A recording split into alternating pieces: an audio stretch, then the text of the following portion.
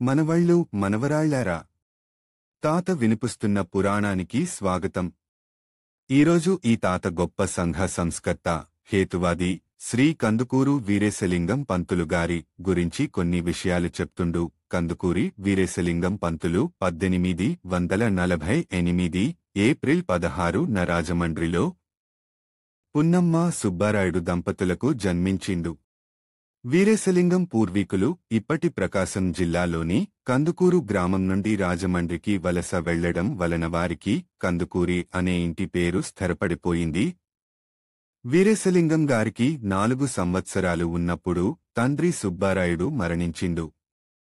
పెదతండ్రి నాయనమ్మల పెంపకంలో అల్లారుముద్దుగా పెరిగిండు కందుకూరి వీరేశలింగం.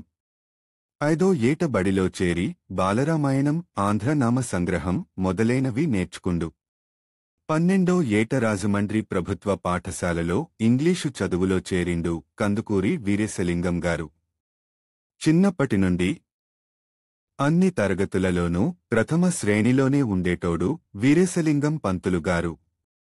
కందుకూరి వీరేశలింగం తన 13వ ఏట బాపమ్మ రాజ్యలక్ష్మమ్మ అనే 8 ఏళ్ల అమ్మాయితో బాల్య వివాహమయ్యింది.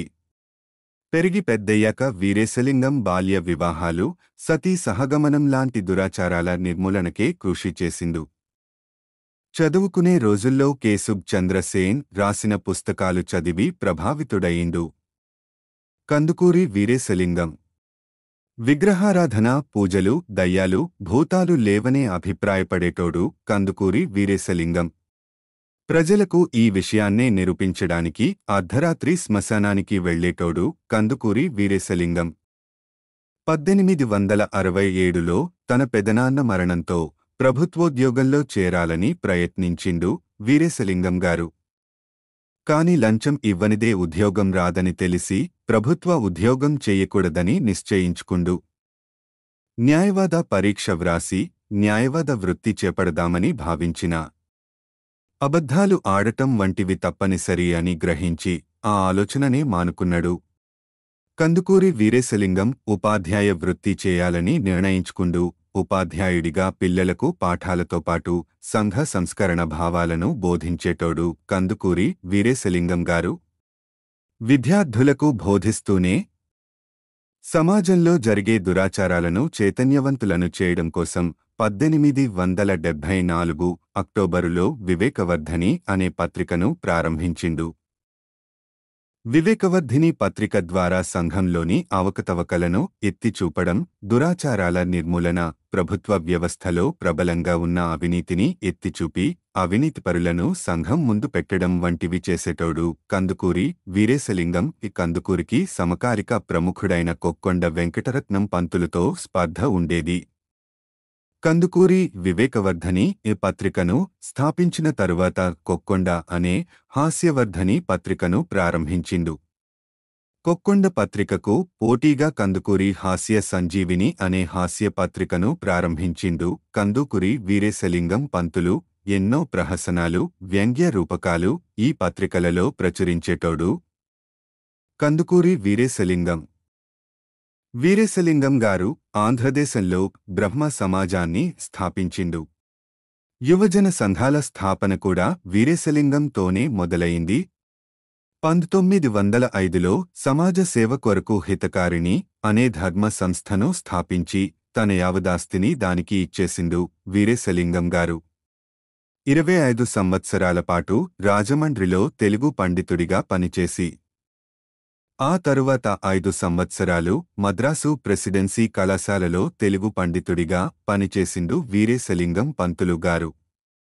నీరసరోగ పీడితులవడంతో రాత్రులు వీరేశలింగం గారికి నిద్రపట్టేది కాదు. కాడ్లివరు నూనె ఆహారప్రాయంగా ఉపయోగించుకొనుచు గ్రంథర్చన చేసేటోడు వీరేశలింగం పంతులు.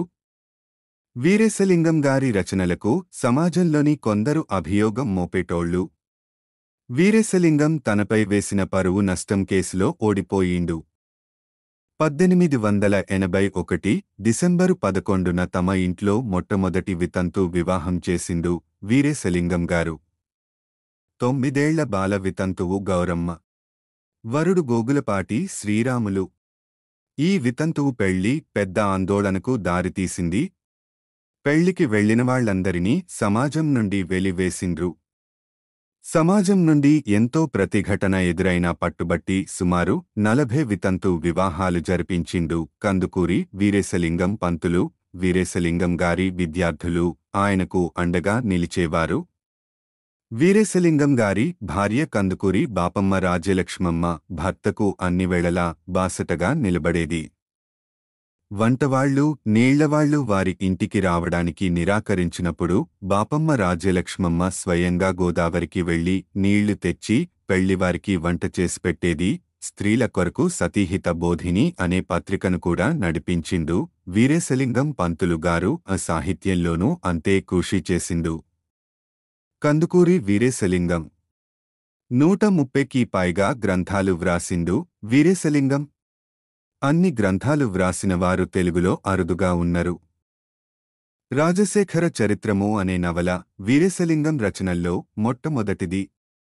తెలుగు, సంస్కృతం, ఇంగ్లీషు భాషల్లో ప్రతిభ కలవాడు కందుకూరి. అనేక ఇంగ్లీషు, సంస్కృత గ్రంథాలను తెలుగులోకి అనువదించిండు వీరేశలింగం. బడి పిల్లల కొరకు వాచకాలు వ్రాసిండు. స్వీయ చరిత్ర, ఆంధ్ర కవుల చరిత్రను కూడా ప్రచురించిండు.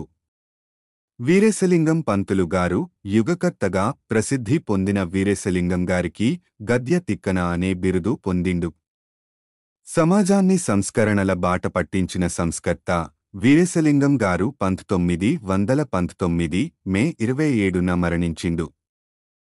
కందుకూరి వీరేశలింగం హేతువాది, సంఘ సంస్కర్త, బహుముఖ ప్రజ్ఞాశాలి.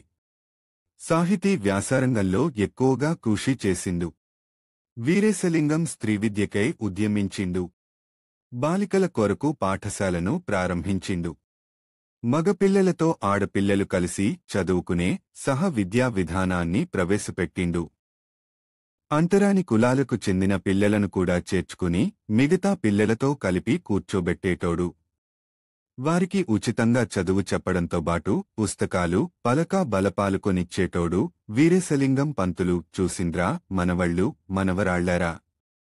నమ్మిన సత్యాన్ని, సిద్ధాంతాన్ని తప్పకుండా పాటించిన కందుకూరి వీరేశలింగం పంతులు గారు సమాజం నుండి ఎన్ని విమర్శలు ఎదురైనా లెక్క చేయకుండా సమాజంలోని దురాచారాలను ఖండించి భవిష్యత్తు తరాల వారికి ఆదర్శంగా నిల్చుండు. మరి మనవళ్ళు, మనవరాళ్లారా. ఇవాల్టికి ఇది మస్తు. వచ్చే వారం మరో విషయం గురించి తెలుసుకుందాం. ఉంటాను మనవళ్ళు, మనవరాళ్లారా.